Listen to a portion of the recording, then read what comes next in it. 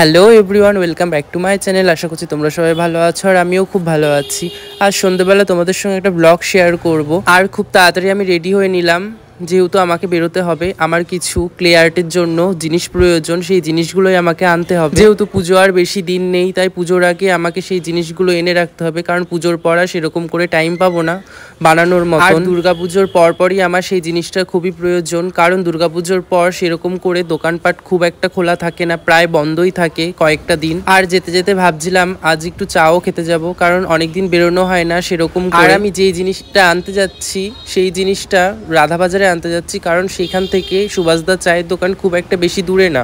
তাই আমি ওখান থেকে গিয়ে সোজা চলে যাব সুভাষদার চায়ের দোকানে। তারপর ফেরার সময় আমি সেই জিনিসটা নিয়ে বাড়ি যাব। আর এখন চলে এসেছি আমরা দণ্ডবাণীতলা ঘাট, কারণ এখানেই রয়েছে সুভাষদার চায়ের দোকান। আর আমার অনেক দিন সেখানে যাওয়া হয় না, যেহেতু আমার অনেক পরিবর্তন লাগছে।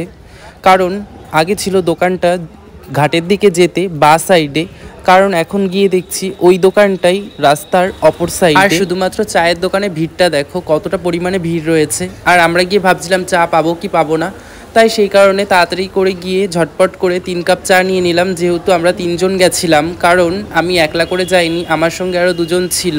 আর এই চা নিয়ে কোনো কথা হবে না, যে খাবে একমাত্র সেই তো জানে যে এই চায়ে কি রয়েছে। আর সবাই বলে কোনো কিছু পপুলারিটিটা বেশি পেয়ে গেলে সেই জিনিসটার নাকি মান অনেকটাই কমে যায়। তো আমি সেই জিনিসটা আজকে লক্ষ্য করলাম না, স্বাদ আর গুণ সব কিছু একই রয়েছে। আর চা আমি খুব একটা ভালো খাই না, কারণ সুভাষদার দোকানে চা হলে তো কোনো রকম কোনো কথাই হবে না। তো চলো, অনেক কথা হয়ে গেল এই চা সম্বন্ধে, এবার বাড়ির দিকে যাওয়া যাক। যেহেতু আমাকে এখনও বাড়ি যাওয়ার সময় যে মেন কারণে আমি বাড়ি থেকে বেরিয়েছি সেই জিনিসটাই আমার এখনও নেওয়া হয়নি।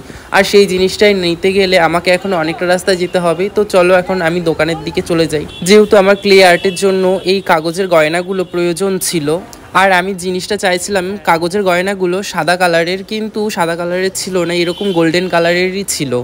কারণ আমি অনেকবার বললাম যে সাদা কালারের থাকলে দেওয়ার জন্য, তো সাদা কালার তাদের কাছে ছিল না, কোনো রকম কোনো স্টকই ছিল না সাদা কালারটা। তো এরকম গোল্ডেন কালারেরই পেলাম, তো অবশেষে বাধ্য হয়ে আমাকে এটাই নিতে হলো। তো আর কিছু করার নেই, এবার যা পেয়েছি তা দিয়েই কাজটা করে নেব কোনো রকম করে। আর অনেক সময় তো সাইজেও মেলে না, তো এই সাইজটা আমার ঠাকুরের জন্য পারফেক্ট হবে, তাই সেই কারণে আমি সেটাই নিয়ে এবার বাড়ির দিকে চলে গেলাম। আর এর পরের দিন আমি যখন ক্লে আর্ট শুরু করব, তখন তোমাদের সঙ্গে পুরোটা শেয়ার করব আমি কি রকম করলাম বা না করলাম। তো তোমরা সবাই তখন কমেন্ট করে বলবে কেমন হয়েছে। তো যাই হোক, অনেক কথা হলো তোমাদের সঙ্গে, এবার বাড়ির দিকে যাওয়া যাক। আর দেখা হবে তোমাদের সঙ্গে একটা নেক্সট ব্লগে।